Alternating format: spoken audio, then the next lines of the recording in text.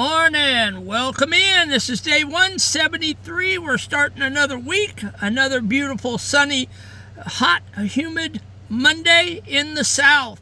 And we are beginning another week of the Pivot Year Devotions. And welcome back in. And hopefully you are holly and jolly this Monday morning, raring to go, ready to get what you got done, ready to push your healing along the road to getting healed up. And that's what this is all about. So we teach out of the Pivot Year Devotion, and I want to read a little piece of what she says this morning. And it's good. She said, there is not one thing that withholds you from your life as much as living in other people's heads. Are you living in other people's heads? That's not good. When you operate with the unconscious belief that to experience love is to earn it from others. Are you earning your love from others? That's not good. You exist to construct an image of who you are rather than the reality of who you might be. Who are you really? You heal from this when you come to understand that you cannot truly control how you are seen. You can only project who you want to be. You assume what you imagine others see is more telling of your subconscious psychology than any external perceptions. All right? And that's what she has to say in day 173. So what we do is we take that and we turn it into a poem, a reframed poem that I wrote. And this is the poem. You believe a house of mirrors high, beneath a shifting gray-lit sky. You walk through rooms of what they think and stand upon a hollow brink. You're living in a strange head and eating of a bitter bread while chasing down a ghost of grace within a phantom's cold embrace. To earn the love you think you need, you plant a false and hollow seed.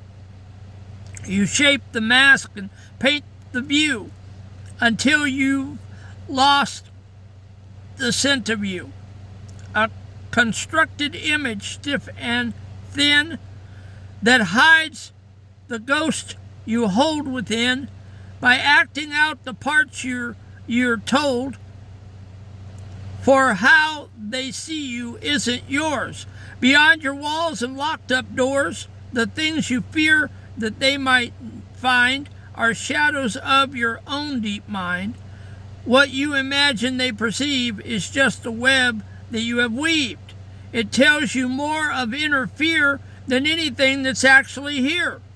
So let the heavy projection fall and step beyond the mere wall. Stop trying to make the world believe the tangled tales that you can weave. Ask who it is you want to be and set the inner spirit free. To actually become the light instead of faking it for sight. That is the dive, the deep, the true, the birth of what is really in you.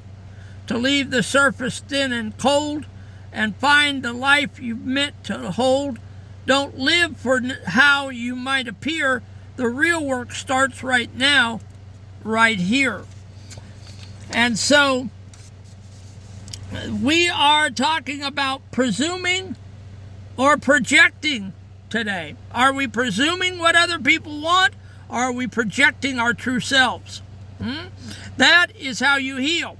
That is how you get to be where you want to be. You have to project who you want to be, your true self, not a fake carbon copy of you.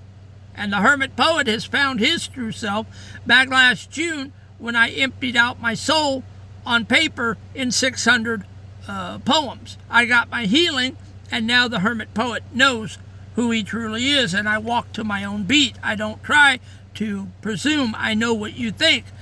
Secondly, I don't really care what you think because you don't control my life and I don't control your life. And that is not to be ugly or to be nasty. I'm just stating a fact that I don't control who you are and you don't control who I am. And so frankly, at the end of the night, I get up in this bunk and I go to bed with me, myself, and I. And if I'm happy with who I project, then you're going to have to be happy with it. The mere prison, this is the teaching. There is no greater cage than the one built out of other people's opinions. When you live in other people's heads, you are essentially a tenant in a house you don't own, following rules you didn't write. Whether you are 12 or 60, the trap is the same. The unconscious belief that love and belonging are wages to be earned through performance. This leads to a constructed image, a curated version of yourself designed to please an audience. The problem is that while the audience might applaud the image, the real you remains lonely, unseen, and starving for reality. And I know this is true with the kiddos, okay? Because I see it on YouTube and I see it on social media, and I hear it in society.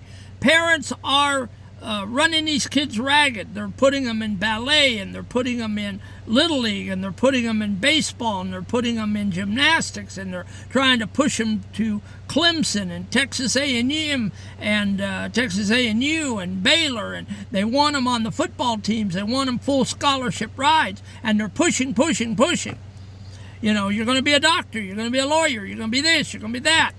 And they are interfering in their children's lives. They are living their lives through their children, and their children know it, and the children are having to jump through hoops to get these parents to love them. You know, if I get straight A's, my parents love me. If I go to ballet, they love me. If I go to dance, they love me. If I go to this, they love me. If I do what my parents tell me, they'll love me. And that is not good. That is not good. Parents, you need to back off of these children, because some of these children are doing these activities for you and you alone. Now, if they want to do them for themselves and they're interested, then you should, get involved with them and show interest with them, as a parent. But to shove your dreams on these children's lives is not right nor good, and you are harming these children, and they are becoming damaged, and they will come back to resent you, and some will even hate you for interfering in their lives the way you have. You need to ask them, what do you want to do with your life? What do you envision your life to be like? Let them dance to their dreams, their drummer.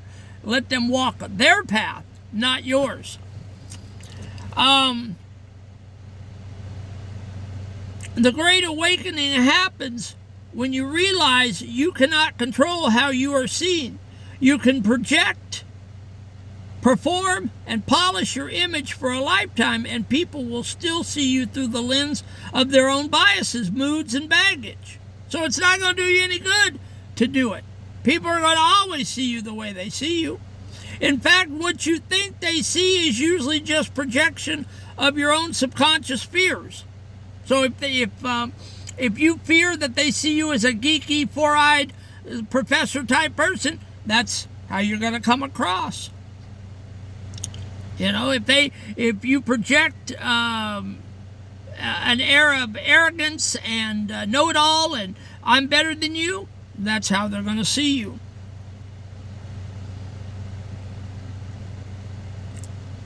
What you think they are usually see is usually just a projection of your own subconscious fears. If you feel judged, it's often because you are judging yourself. When you understand that their perception is out of your hands, the energy you use to spend on image management is suddenly returned to you. When you realize it doesn't give a flying flip what I think about you, you take back the control in your life. When I realize it doesn't matter a flying flip what you think of me, I take back my control of my image. Suddenly it returns to you.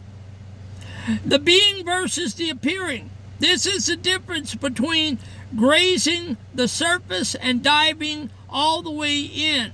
Surface living is about trying to get people to see you a certain way, trying to look successful or look holy. Diving in is about actually becoming that way in real time, instead of worrying if people think you are a man of integrity, you simply focus on being a man of integrity when no one is watching. All right? You want to become holy? You want to grow in your Christian faith? I know something about it because I am a Christian. You have to read your Bible. You have to pray. You have to come to holy services on Sunday. You have to intermingle with the family of God in your local church. Okay? You have to meditate on God. You have to do the things that Christ taught, and you will automatically start to grow in your faith. It's the same thing. If you want to be a man of integrity, you have to do the right thing. You can't walk around lying and scheming and conniving and thinking about bilking people out of money all the time. You have to do the honorable thing when people aren't watching. That's character. What will you do when nobody is watching in the quietness of the night? That is integrity, and that is what builds character. When the internal reality matches the external expression, the mere shatter, you no longer need to check with the world to see if you are okay. You know you are, because you are finally living your truth. Now let's do the application quickly. Identify the auditor. Who is the one person or group whose head you live in the most, whose judgment are your constant anticipating before you talk, speak, or act? Name them. The projection check. Write down one negative thing you are sure that person thinks about you. Now ask yourself, is it possible that this is actually a fear I have about myself? Realize that their perception is often just your own mind playing tricks.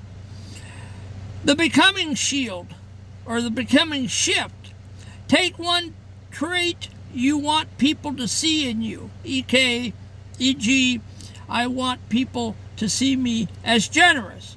Today, do one generous act that is completely anonymous. Don't tell anyone. Don't post it, and don't hint at it. Shift the energy from appearing generous to being generous. The step forward. Today, before you make a decision, stop and ask, am I doing this for the image or for the reality? If it's for the image, don't do it. Choose the action that feeds your soul rather than the one that feeds your reputation. Dive in to your life and stop surfing the surface. All right, guys? And that was the devotion. Presumption versus projection. And that is how we heal. And listen to me, this is getting down to the wire now. We're 173 days into this book. We will land at 365 in December 31st. So it is now getting down to the halfway mark of this book. You should be growing, you should be doing the applications, and you should be listening to the complete videos, and you should be taking notes. All 173 videos can be found in the Pivot Year wish list or playlist. Okay? You can go down there and you can start with day number 1 and you can work your way up to day 173. You don't have to binge them all in one day. Some of them are 14 minutes, some are 18. You take it at your time, but you need to go back, start watching them, start taking notes, and start working the applications. That's where the magic is in the application. Doing these small steps with your hands or with your mind. That's how you solidify the teaching. Okay? And I'm seeing where my numbers, my views on these videos are getting larger, but they still need to be larger. People, you're not going back and watching these videos. And it's not for the views. It's just the fact that people, I don't care how many people really watch them. Essentially, I do because it means that I'm reaching more people. And that's what it's about. It's reaching the people that are hurting. I'm trying to help you. And if I don't get this message out to people, and people don't sit and watch these, then I'm not getting the healing message out to you, and that bothers me because this is not a joke with me. I'm not doing this to be an internet star. I'm doing this to minister to you. I've read this book, and this book has touched my heart, and these steps and these devotions are eye-openers for me every day. And I'm not just preaching this to you, I'm preaching this to the choir. I'm learning every time I teach this again. Okay? So, I love you, and I'm praying for you, but you got to get serious. Okay? We're halfway through this year. And if you're going to heal up, and you're going to be at the point you need to be in January so we can start a new devotional series, you got to get the meat and potatoes of this. Okay?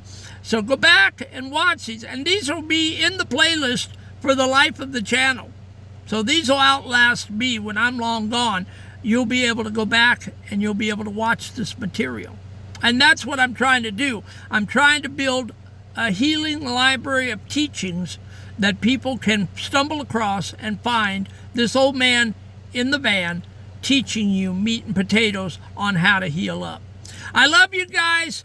Go out, show up, show out, and let the world hear you roar. And we will see you tomorrow for day 174.